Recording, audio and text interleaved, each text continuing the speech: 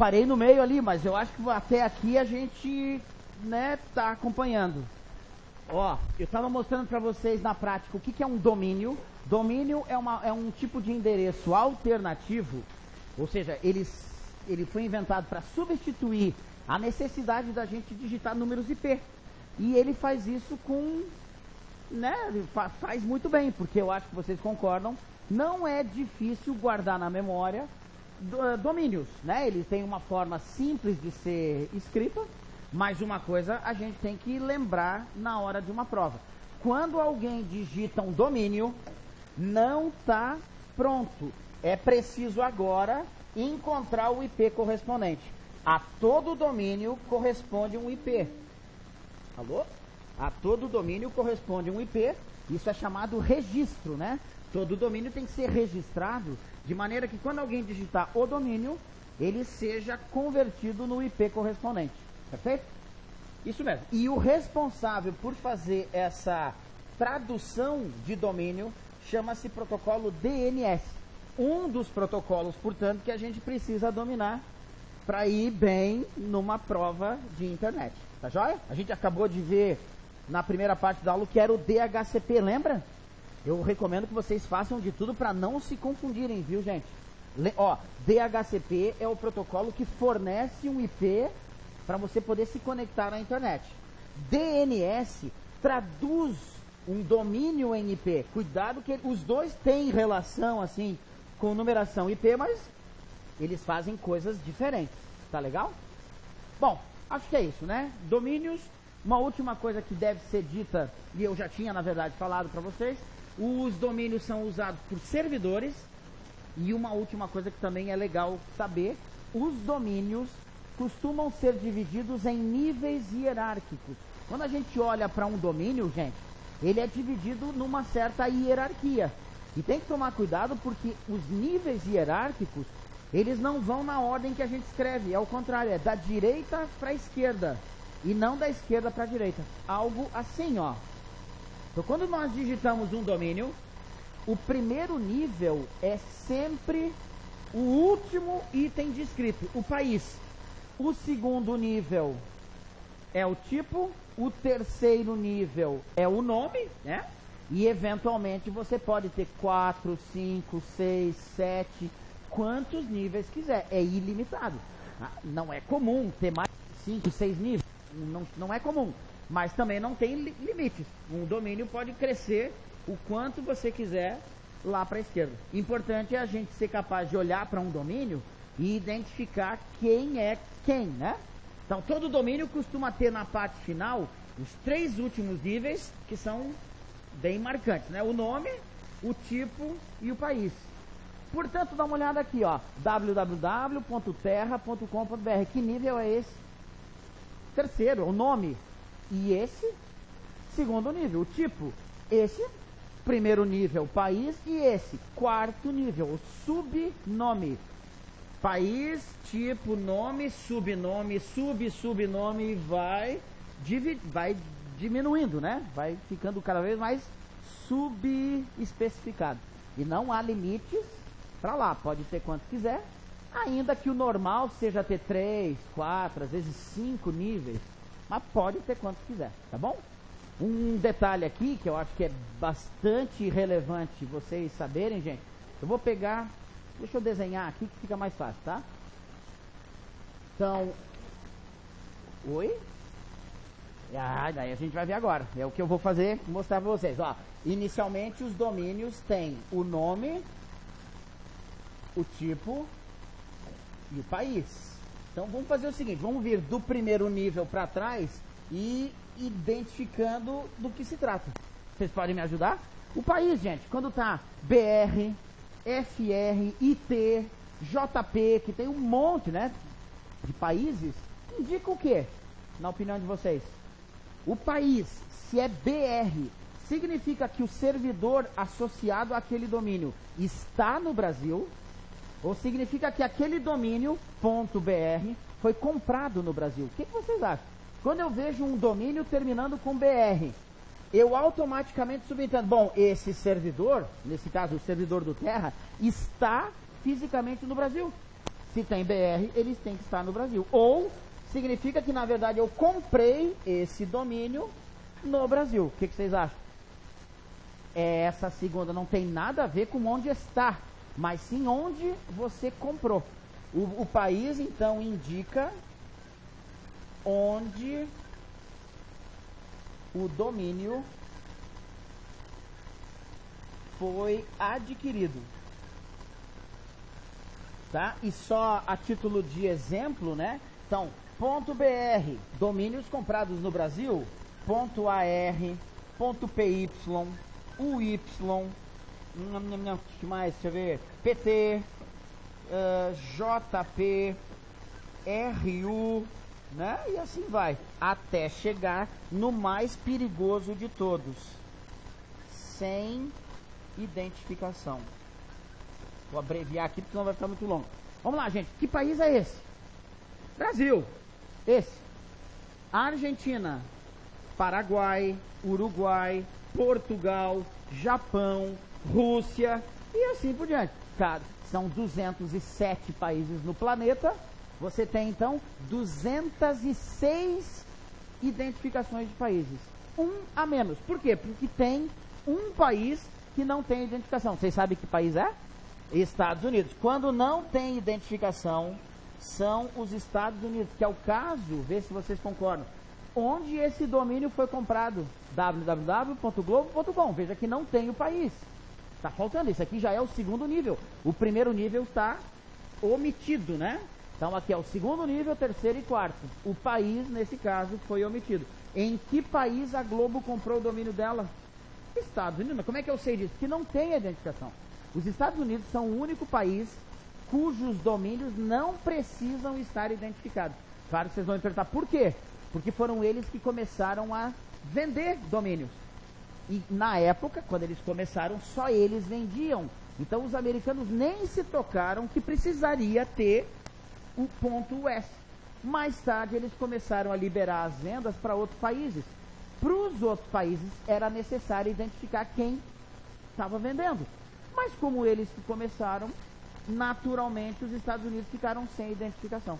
Não é uma questão assim de, o americano se acha, eles se acham tanto que eles omitem. Não, não é uma questão de, né, de se achar mais. Não, é porque eles que começaram e naturalmente os Estados Unidos não precisavam identificar nada. Só para os outros é que se tornou necessário. Ok? Então todos os países da Terra que comercializam domínios têm uma identificação, sempre com 2 letras, tá, gente? Isso tem uma regra. A identificação de país é obrigatória possuir 2 letras, com a única exceção dos Estados Unidos, que não tem identificação nenhuma, ok?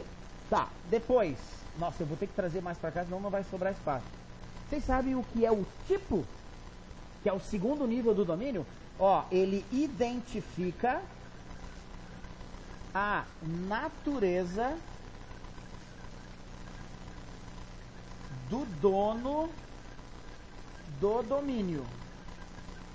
Então, de que tipo é o dono daquele domínio?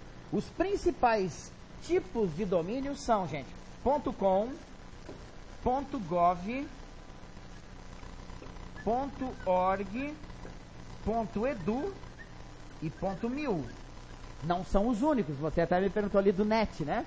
É que em 1986, quando começaram a ser vendidos esses domínios, a internet era tão rudimentar, ela era tão primitiva ainda, que eles acharam que apenas 5 tipos de domínio eram suficientes. Mais tarde, na década de 2000, é que a internet tinha crescido horrores, então, uns 15 anos mais tarde, a internet tinha crescido tanto que aí se tornaram necessários criar novos tipos. Mas até então nós tínhamos somente 5 tipos básicos, tá? Vocês me ajudam, gente? O que é um tipo... Ó, são 2 características. Ele é comercial e com fins lucrativos.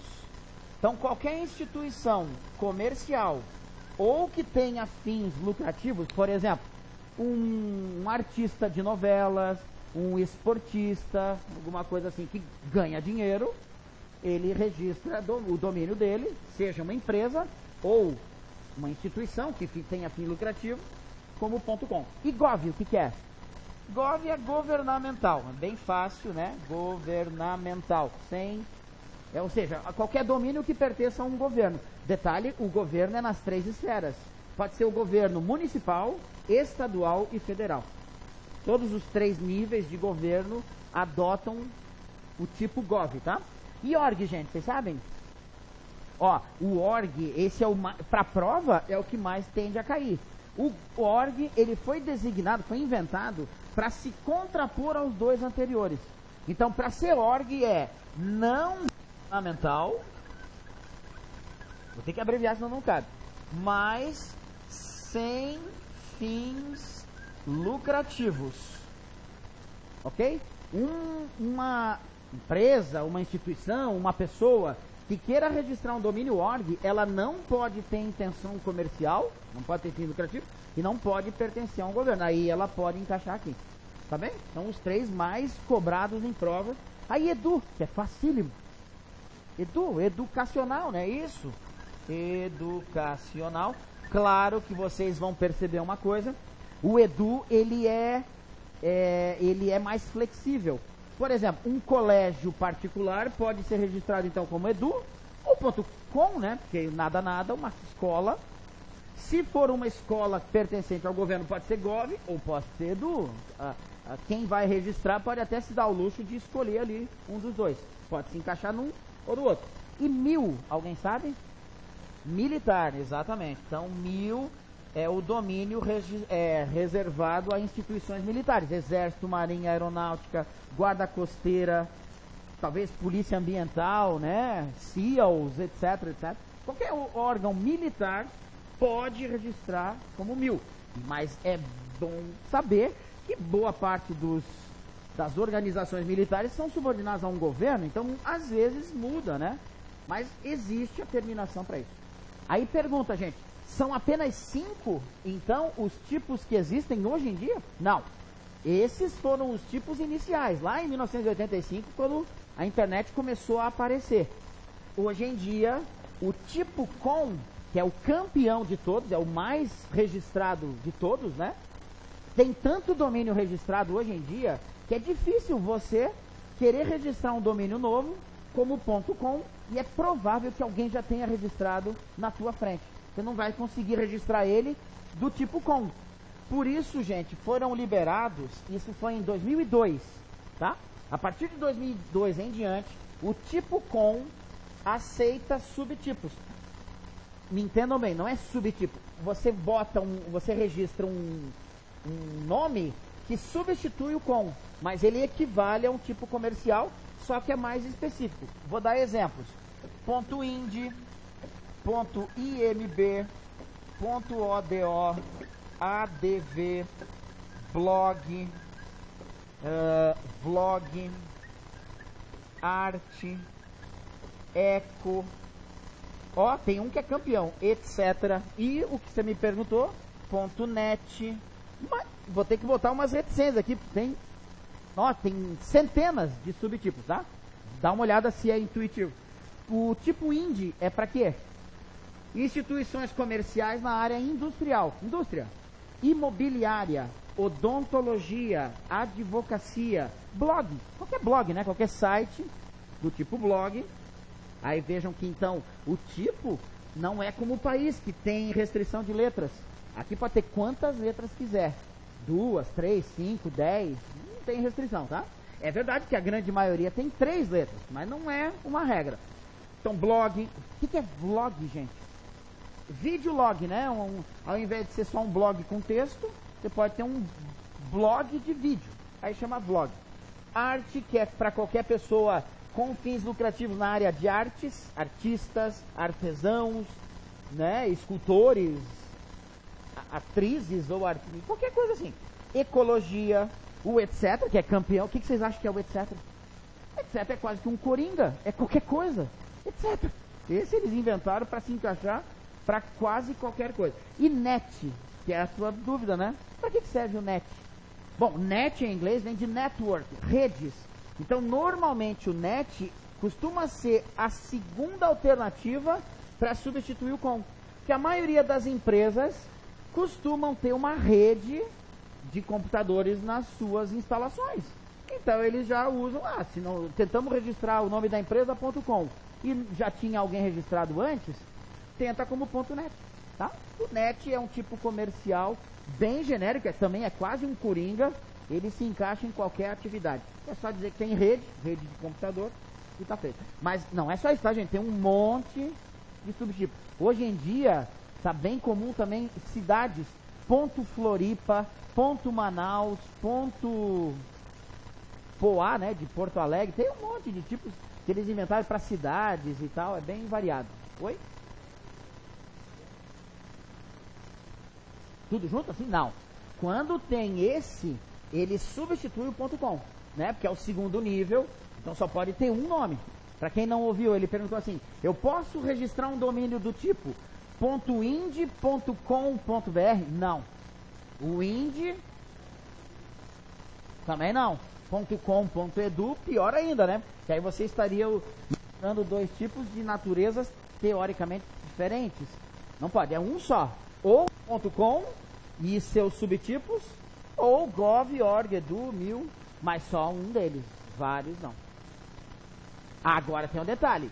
No nível de nome pra cá, você pode botar o nome que quiser. Então, assim, eu nem diria que é impossível. Eu posso querer registrar um domínio .edu e onde o nome eu invente com, mas aí o com não significaria do tipo comercial. Ele já está no nível do nome, né?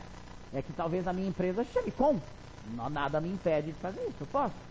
Mas esse com, nesse nível, não significaria o tipo, já é o nome da instituição. Tá? Só para estabelecer aqui, né? Ok, gente? E acho que é isso então, né? Aprendemos o que é o domínio, que é uma forma alternativa de identificar computadores. Ele trabalha com nomes ao invés de números. O objetivo foi de substituir a necessidade obrigatória de guardar IP, né, o número IP na memória. Tem que lembrar o que é o protocolo DNS, que é responsável por traduzir. Você digita um domínio, o DNS encontra o IP correspondente. Mas o que é esse IP? O IP está sempre relacionado porque você precisa registrar um domínio. Quando você registra um domínio, ele fica associado àquele número IP.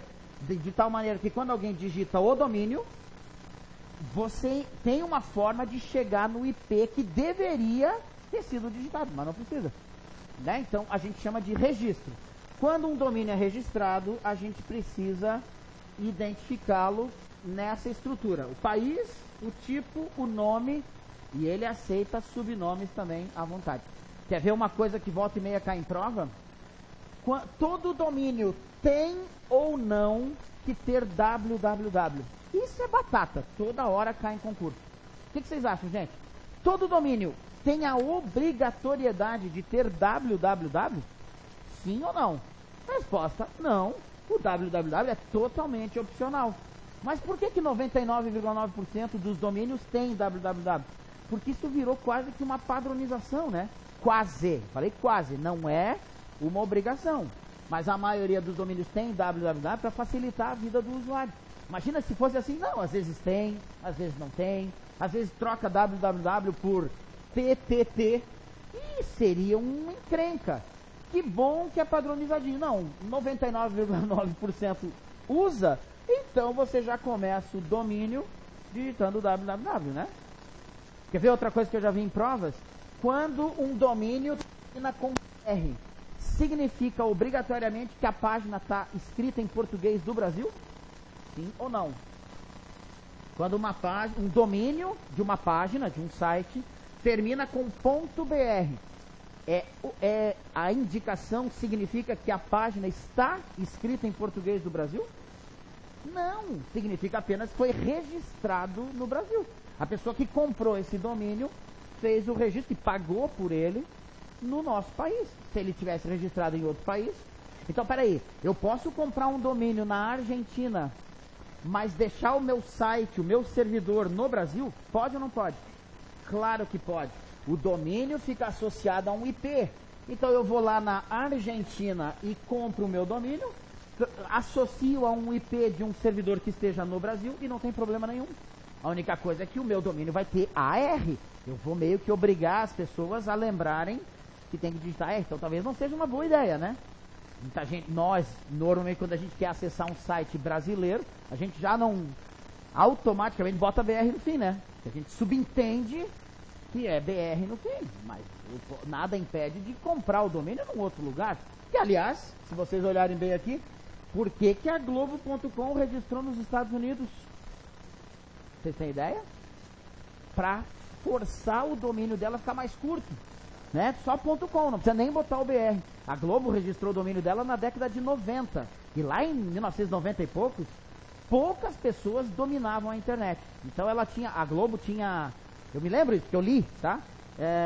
A Globo tinha a preocupação de facilitar ao máximo a entrada das pessoas no site dela. Então eles fizeram questão de registrar o domínio fora, nos Estados Unidos, para que o domínio ficasse bem curtinho, né? Globo.com, mais nada. Hoje em dia está todo mundo bem habituado, não tem problema nenhum ter o BR, né? Isso não é um empecilho. Mas foi por isso que ela fez isso, tá? O tipo é obrigatório. Só tem um detalhe.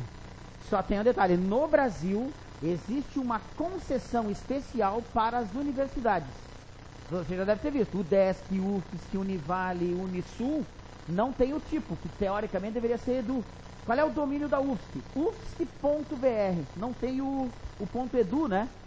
E por quê? Porque o órgão que registra domínios no Brasil abriu exceção só para universidades.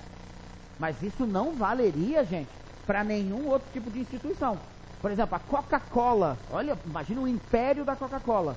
No Brasil, vocês acham que a Coca-Cola conseguiria registrar Coca-Cola.br? Tirando o tipo... Não, nem a Coca-Cola, riquíssima, vai conseguir fazer isso. Tem que ter o .com, né? Coca-Cola, claro que se encaixaria no comercial. A única instituição no Brasil que consegue eliminar o segundo nível são as universidades. Porque abriram concessão para elas e em nenhum outro caso consegue isso. Tá bom? Foi bom você tocar no assunto. Tá bom, gente? Ok. Tá, então... Acho que ficou para trás, né? A gente acabou de ver, ó, esse blocão aqui, os tipos de endereçamento de computador, seja por número, que agora vocês já sabem, número IPv4, IPv6, os formatos ali, e para que serve, e os endereços na forma de nomes, domínios que a gente acabou de ver. Mas tem um detalhe, quando a gente fala de endereçamento, é importante, depois eu posso até provar para vocês. Gente, é um dos tipos de questões mais frequentes em prova. Esse aqui, ó, que falam sobre URL. Aí é bom lembrar, URL é também um tipo de endereçamento, mas é um pouquinho diferente. A URL é o endereço de uma informação e não o endereço de um computador. Vocês concordam que tem uma diferença enorme, né? Entre o endereço de uma máquina, o endereço de um computador, para o endereço de uma informação. Um texto, uma música, uma página. Na internet, qualquer recurso, qualquer informação, tem que ter um endereço. Para que o cliente, ó, como as coisas se encaixam. Quando o cliente solicita alguma coisa ao servidor, as informações estão no servidor. Acontece que o cliente tem que dizer, ele tem que ser muito claro. Ele tem que dizer, ô servidor, me manda essa informação ali. Então, quando o cliente quer solicitar aquele assunto, aquela informação específica, vamos lá, ele usa só o domínio do servidor ou ele tem que usar a URL da informação? O que vocês acham? A URL, né, para chegar na informação específica, é necessário digitar um endereço mais longo, mais detalhado, para chegar na informação. Ok? Então, lá vai, gente. Ó, o que é URL? Considerando, assim, as coisas que eles vão cobrar de vocês em prova, é isso que interessa para nós, né? A primeira coisa que eles vão cobrar de vocês, e eu recomendo que vocês tomem cuidado, é o significado da sigla. Vocês me ajudam? É correto dizer que o URL vem do inglês Uniform Resource Locator? Sim. Guardem com carinho. Eu já vi várias questões, só para dar um exemplo, onde eles põem assim, ó, URL significa Universal Resource Locator.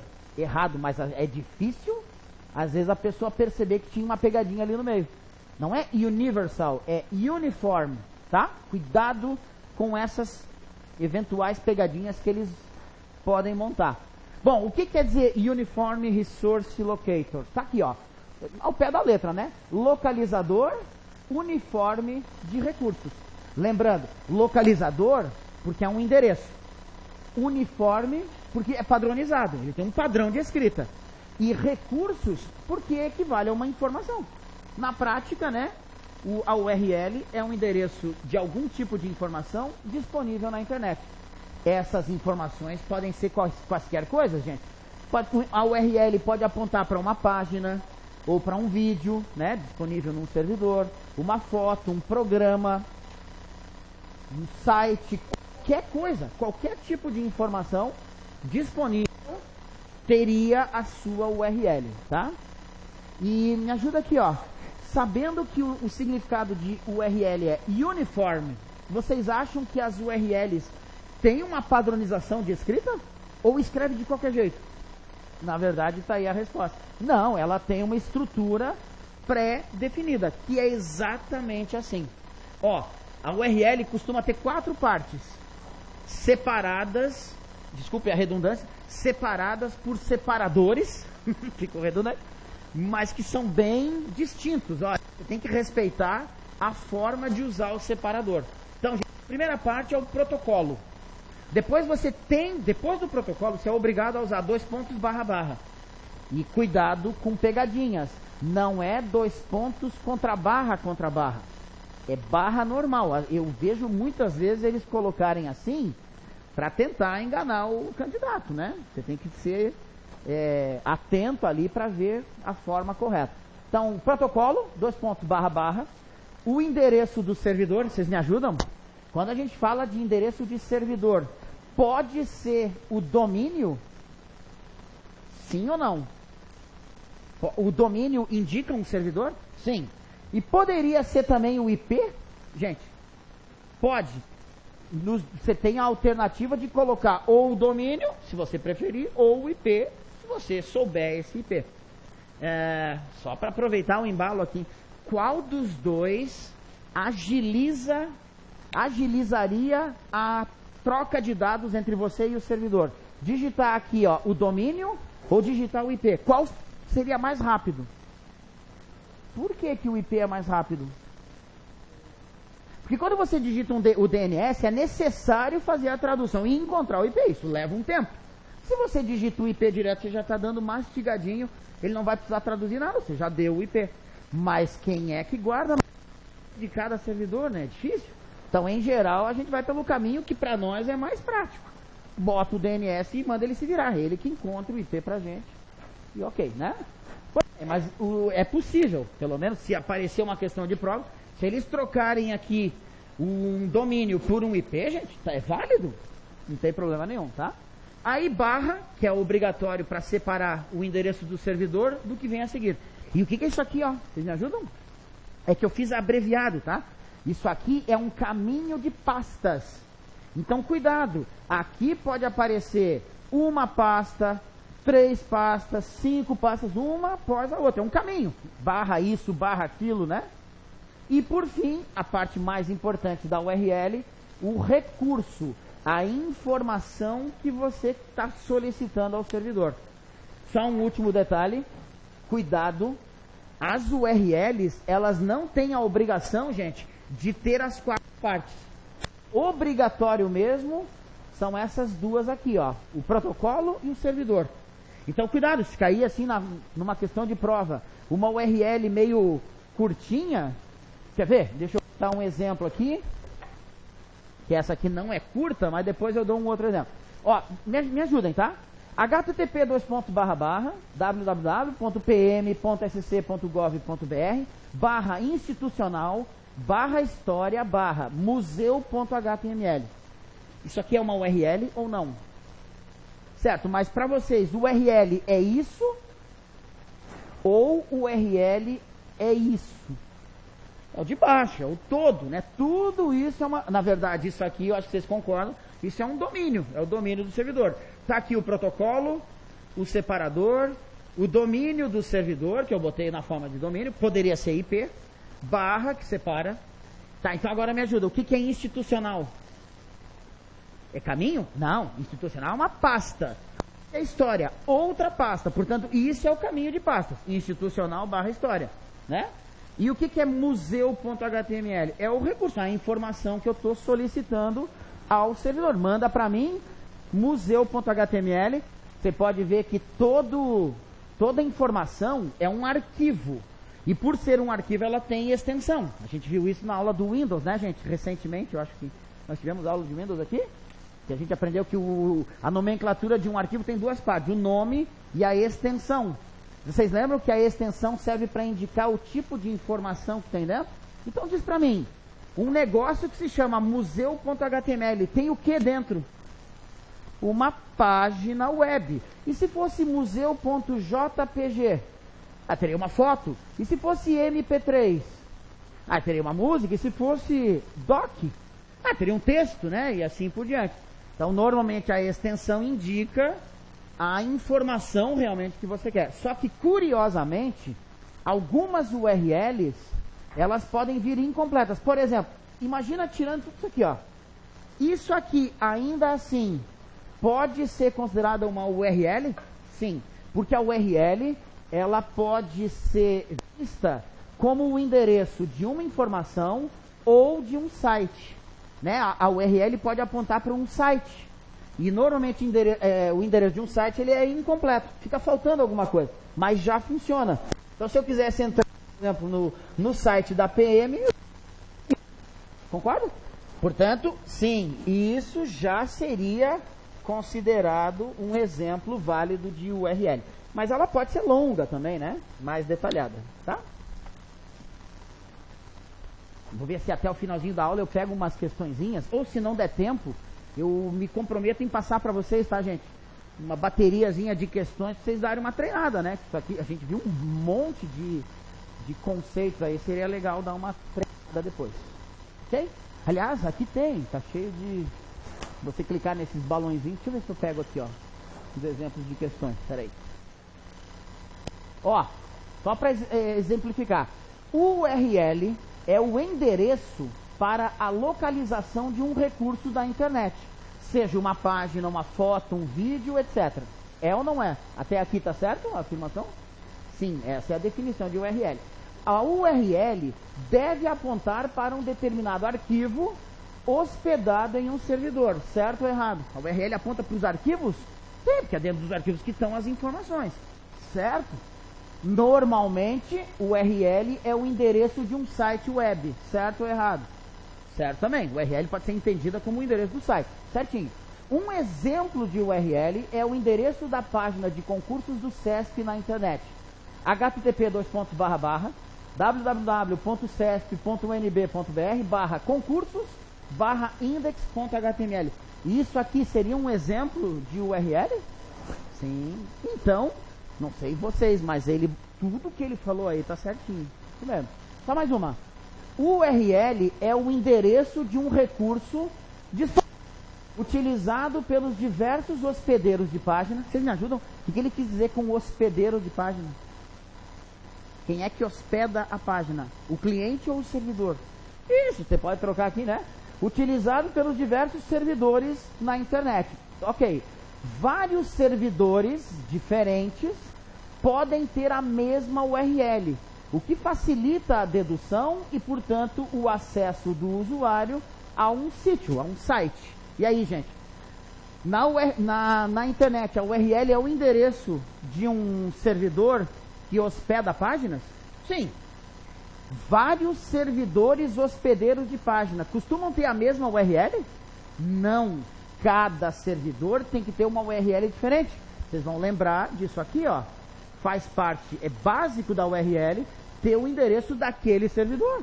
Se trocou de servidor, com certeza a URL vai ser diferente, né?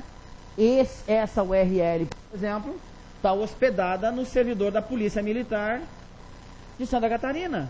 Né? Se fosse no servidor da Globo, seria diferente. No servidor do Terra, ainda mais diferente. Então, cada URL leva a um servidor diferente. Já está na estrutura dela. Não daria para aceitar lá errado. Ok? Deu para entender? URL? Então, vamos pro penúltimo assunto. Hoje, que bom que vai dar tempo. Olha só. Primeira vez na vida que vai dar tempo de falar tudo. Bom, eu vou de novo pedir que vocês me ajudem a juntar as coisas que a gente viu na aula de hoje, pessoal. O que isso aqui significa para vocês? Aliás, isso e isso. Quando vocês virem eventualmente um desenho desse, né, numa prova, talvez, cliente servidor, tem a ver com a internet? Sim, é a base, é o modelo adotado de comunicação na internet. Essa máquina solicita, essa realiza o serviço. Perfeito. Então vocês concordam que na internet clientes e servidores se comunicam? Eles trocam informações entre si? Sim ou não? Sim. E vocês concordam que quando duas entidades trocam informações... Quer ver? Vou dar um exemplo. Nesse momento, duas entidades estão se comunicando. Eu aqui na frente e vocês aí ao fundo. Pessoal, com todo... Ah, meu Deus, com toda a calma. Vocês estão entendendo o que eu estou falando durante a aula? Tomara que sim, tomara que sim. E por que vocês estão me entendendo? Porque inconscientemente, aliás, eu estou vendo, poxa, vocês são uma turma bem educada. Vocês inconscientemente estão adotando protocolos de comunicação. Só para a gente entender. O que é um protocolo de comunicação? Simples. São regras que a gente utiliza para poder se comunicar com outra pessoa, né? Então, sempre que a gente está conversando, em geral, alguém fica em silêncio enquanto o outro fala. Isso faz parte do protocolo, ok? No nosso caso, enquanto eu falo, vocês me ouvem. E se alguém de vocês quiser fazer uma pergunta, qual é o protocolo? Se enquanto eu estou falando, alguém quer perguntar, vocês perguntam direto? Ou o protocolo é, não, faz um sinal. E assim que possível eu passo a oportunidade, né, para outra pessoa. Isso também faz parte do protocolo. Pois é, da mesma maneira, na internet, clientes e servidores adotam protocolos de comunicação para garantir que o pedido vá e a resposta venha. E se eles cobrarem de vocês em prova, o nome que se dá a todos os protocolos usados na internet é esse aqui, ó. Tá bom? Então vocês podem me dizer como se chamam o conjunto de todos os protocolos adotados na internet? Como chama? TCP/IP. Vocês não vão ficar surpresos quando pegarem várias questões de prova. Toda hora vai aparecer isso aqui, tá, gente? Guarda com carinho. TCP/IP não é um protocolo. TCP/IP é uma família de protocolos formada por vários protocolos menores e que todos eles são adotados na internet. Então, em geral, costuma cair assim. O conjunto de protocolos adotados na internet se chama TCP/IP, IPX, NetBEUI. Eles inventam os nomes. Aliás, alguns nem são inventados, existem mesmo. Mas a resposta certa é: os protocolos que a internet adota se chamam TCP/IP. Tá? Então, a partir de agora, já em seguida, vamos dar uma olhadinha em quais seriam os principais protocolos. Mas vamos só dar uma paradinha para um intervalo, daí a gente volta.